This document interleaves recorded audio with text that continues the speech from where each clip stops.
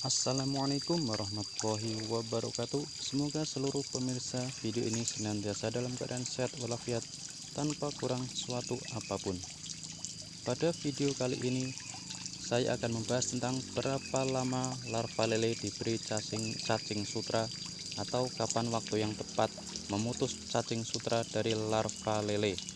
Dari pengalaman budidaya lele yang saya jalani selama ini, tidak ada patokan yang pasti atau yang pas ya teman, berapa lama larva lele diberi cacing sutra atau kapan waktu yang tepat memutus cacing sutra dari larva lele. Semua itu tergantung dari pertumbuhan larva lele yang kita urus, dan di sini kita harus cermat memperhatikan pertumbuhan larva lele dari hari ke hari. Ada beberapa faktor yang dapat menjadi pertimbangan untuk memutuskan berapa lama larva lele kita beri cacing sutra atau kapan waktu yang tepat untuk memutus cacing sutra dari larva lele kita. Oke, sambil saya ngomong sambil ngasih makan larva lele ya teman ya.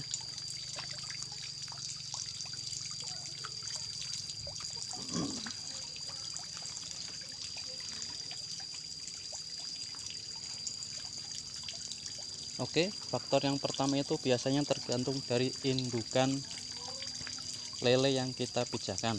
Apakah indukan yang kita pijahkan matang gonat ataukah kurang matang gonat?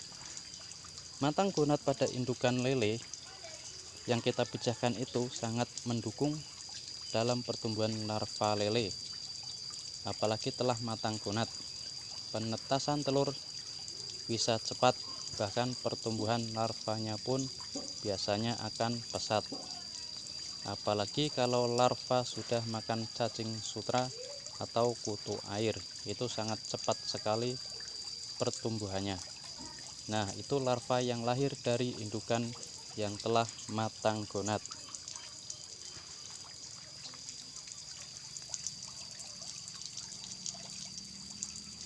Tapi kalau indukannya belum matang gonat, baik itu keduanya ataupun salah satunya, biasanya akan mempengaruhi pertumbuhan larva. Biasanya juga banyak telur yang tidak menetas, dan kadang setelah menetas pun akan ada yang mati dalam hitungan jam saja.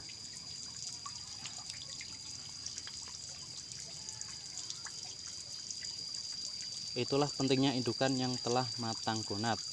Faktor berikutnya itu tergantung dari kepadatan larva dalam satu kolam.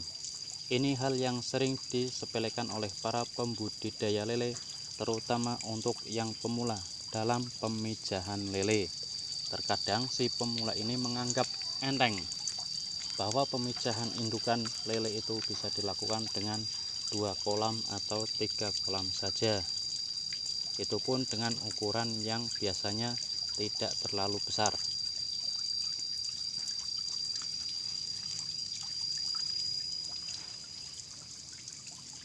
Padahal kepadatan larva dalam satu kolam itu sangat berpengaruh sekali dalam pertumbuhan larva lele.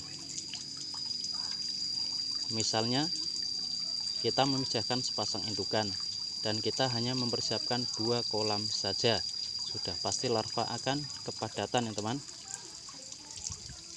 dan itu sangat berpengaruh ke pertumbuhan larva.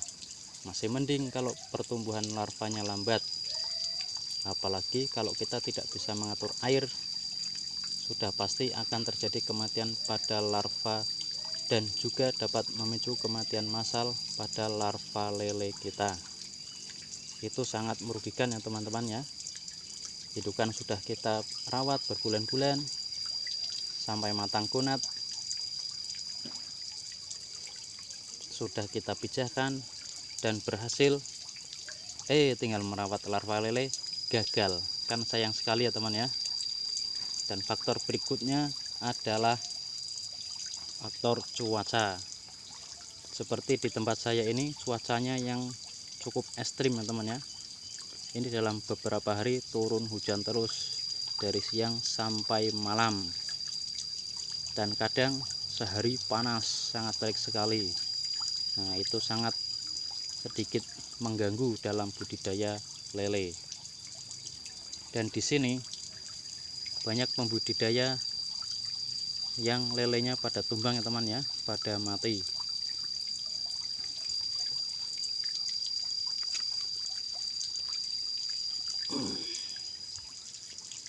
Dan kemarin sebelum saya memijah, saya pernah dipesenin sama teman saya, kalau musim begini mah tidak usah mijah, mending duitnya masukin kantong aja, buang ke kali katanya teman.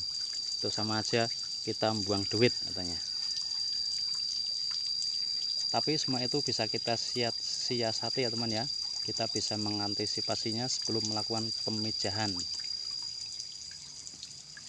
Dan kita bisa menutup kolam dengan apa terserah teman, pakai plastik bisa, terpal bisa, kalau sekiranya mau turun hujan. Ya kayak punya saya ini saya sudah siapkan terpal ini. Kalau misalkan mau turun hujan, ini langsung saya gelar ke sana teman ya, menurun. Jadi cukup efektif untuk menahan air hujan.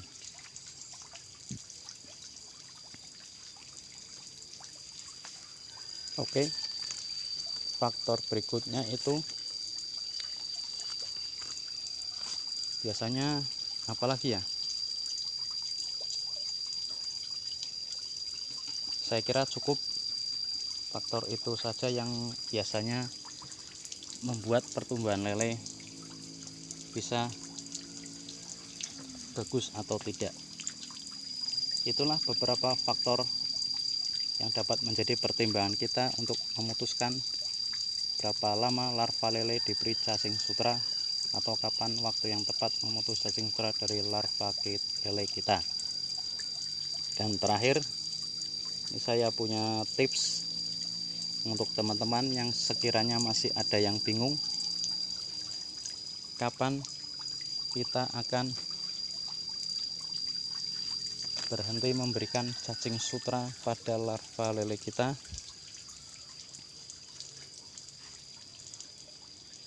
Atau berapa lama larva lele kita beri makan cacing sutra. Nah, tips di sini adalah teman-teman harus punya ini bak sortir ukuran 1-2 ya teman ya. Sekiranya teman masih bingung, jadi larva lele kita bisa kita saring dengan bak sortir ini ya teman ya. Kalau misalkan sudah banyak yang ukuran 1-2 yang nyangkut, itu teman-teman bisa melepas cacing sutra dari larva lele kita, atau kita bisa memutus cacing sutra dari larva lele kita. Ini bak sortirnya.